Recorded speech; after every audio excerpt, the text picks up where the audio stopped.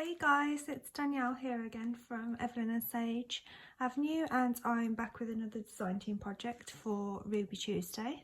I'll of course be using Heather's lovely digitals from Ruby&Pearlxo. I've created what I'm going to call my pot and shed collection, and they consist of 4 mini notebooks, and I thought it'd be very fitting to create a garden slash greenhouse sort of like planting theme.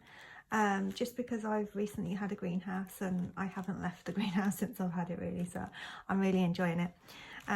These are notebooks, so the insides are pretty much a blank canvas, but the outsides, I just wanted the Heather's digitals to shine. It's sort of an homage to Heather's, I think she just called them her garden journals, I think, and they were one of the very first journals that I found on YouTube when I first got into journaling. The covers, they aren't the same, but it's a little nod to those journals that Heather created way back when I first started. I'm just going to open them up. As I said, I do have 4. They are very similar, obviously just the configuration of the covers are slightly different. But they will all have just a mini pack that comes with them, and it is very mini. But I haven't finished those for all 4 yet. This is the only finished one. So I will share with you the covers of the other 3 journals, but just know that they do all come with the same packs, and they will be more or less identical apart from one photo which I'll share with you. So I really love these covers. I love the simplicity of them. So on the cover will be these little seed labels that I have stained, stamped and added this vintage key to. I just thought they looked very kind of pot and sheddy and garden themed. No rhyme or reason to them other than that really. They do all come with the same number and the same stamp. They just might be placed the other way round, so don't be concerned if you get one thinking, oh, I've not got the right one. Well, they are all exactly the same really. And just this journal closure, which I absolutely love. I know there's not much to it, but I really do. This is vintage photo board that I've cut down and aged and stamped. And I was going to put an image in the middle of here. It's actually the images that I've used to create these little photo cards. I was going to place that image and 3 others as the cover, but I just thought if I leave it blank, then you can put a photo of your own garden or a flower or something at the front. So I've just left that space empty for you to make it your own, and then I just created something else for the photos I intended to put there. Right, so the covers, I just think they're so adorable. Really simple, but yeah, quite cute. So it's just collage of floral patterns really. Some are from her wallpaper kits. Mainly these 3 here are part of her new journal kits. So I think it's Yellow Rose and Secret Garden maybe, but they will all be in the description below. And you just got some velvet spine, and then the insides, as I say, they are a blank canvas, but it's really nice paper that I've put in there, and just some vintage lace, and I've stamped some kind of cotton here as well. Just a little flick through. There are 3 signatures, plenty of room for you to kind of take little notes in when you're in your potting shed or garden. I really wanted them to be just a cute little notebook that's not overwhelming. It is kind of just somewhere for you to take notes, or you could sketch. You could sit in your garden and sketch in them, that'd be lovely. Or you could just put Polaroids in there.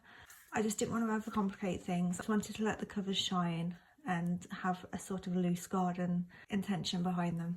So I've created these faux glassine bags to go with them, and they just contain just a few bits. Again, I didn't want to fill the journal, so I just thought I'm going to give you something to go along with it. And these little photo cards are really cute as well. Each one will come with a photo card like this, but they will contain different images. So you've got, as you can see, I think you can see all 4, yeah. So there's this one, and this one. They will be assigned randomly, so just be a little surprised at which one you get, but they all have been stamped the same and adhered to the same background. And then just some embossed paper with some roses. This is a digital of Heather's. I've just got some vintage playing cards. This is a digital from Heather's, but I just put a real stamp on there and just aged it just a little. I just thought there was a little bit of writing space there, or you could tear it up and make some more photo back-ends if you like. And just a piece of vintage wallpaper Again, more or less the same. I've included the same wallpaper in each. I did forget to mention these are jewel bags, so they've got 2 pockets. I'm going to quickly show you how to make these. Super simple, really easy if you don't know already, but I just thought I'd give you a little tutorial on how to make these double pocket kind of Glassine-ish bags, but I'm going to make them out of one of Heather's digitals. And then in the second pocket, I've just got a vintage book page, and I've included these vintage Glassine bags, and I've put a dried and pressed flower in each of them. They're all yellow, so I've got 2 of the daisy kind of ones, and again they will be assigned randomly.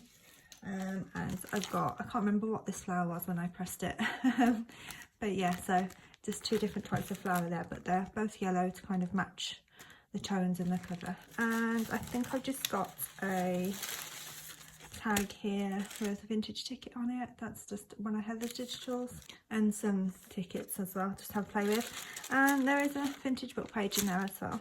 So as I show you these, I'm going to name them journal 1, 2, 3 and 4. So if you do like a particular cover, they will be listed where you can select which cover you like if you're when you're checking out. So this one is going to be number 1. So just a little look at the digital on the background. So this is journal number 1. This is going to be journal number 2. So there's number 2's cover, a little bit more purple in this one, using Heather's wallpaper kits. And that's the back cover of that one, again the same inside. This will be journal number 3. This is the first one I did. I think secretly this is my favourite one. I just thought the patterns all really gelled really lovely. And that's the back of that one. And again, the inside's exactly the same. And finally, journal number 4. So this is journal number 4. And that is the back of this one. They will all come wrapped in this rustide sari silk as well. I did this myself. So I'm just going to show you a super quick tutorial on how to make these dual pocket bags. Really easy, really simple. You don't even have to use glue if you don't want to. You could use double-sided tape. It worked just the same. So I just think they're a nice little treat to put in somebody's happy mail or into a journal, but it's a little bit of a surprise that there is another pocket there. So I'm just going to use some A4 paper. This is quite thin, like drawing paper, like children's drawing paper. You really don't want to think card if you're making anything like this, and you could quite easily use Heather's digitals printed onto tracing paper, just like the kind of tutorial she put up for the Glassine bags that we all love. So you're going to take your A4 paper, you want it in portrait, and you're just going to fold it into the centre. It will just depend on how big you want your bag really, so you could use larger paper, but I'm just working with what I've got at the moment. And then fold that one to meet and overlap just slightly, so just as if we were making a coin envelope. So you're just making sure it overlaps, or coin envelope, or how we make the Glassine bags really. So just make sure the middle meets each other, so you can glue those down. So you just glue the centre down, or you could use double-sided tape. And then, you probably guessed it already, but and then you, once glued down, you fold it on itself. Just make sure everything's lined up at this point. Really press those creases down. So you've got that fold in the middle now. And then all you're doing now, again, is running glue or double-sided tape down this middle line. Folding it back again, making sure it's all nice and stuck down. And there you go, that's it, that's all done. So that's your dual pocket bag. So really simple, really easy. You could dress these up a lot more than I have. All I did for these ones is I just went across the top with the kind of pink inches. I don't really know what they're called, but they're just to make it look a little bit more baggish, I guess. You could even use these as little party favour bags, or to put treats in at Christmas. I know it's a really simple idea, but you just might not have thought of it before, and I just thought they were quite cute. I like me some simple ideas. So there you go. Alright guys, I'm just going to give you a little look at the 4 journals again. They will be in order 1, 2, 3, 4, just as another reminder. Alright guys, well thank you so much for watching. I hope you enjoyed these mini pot and shed journals.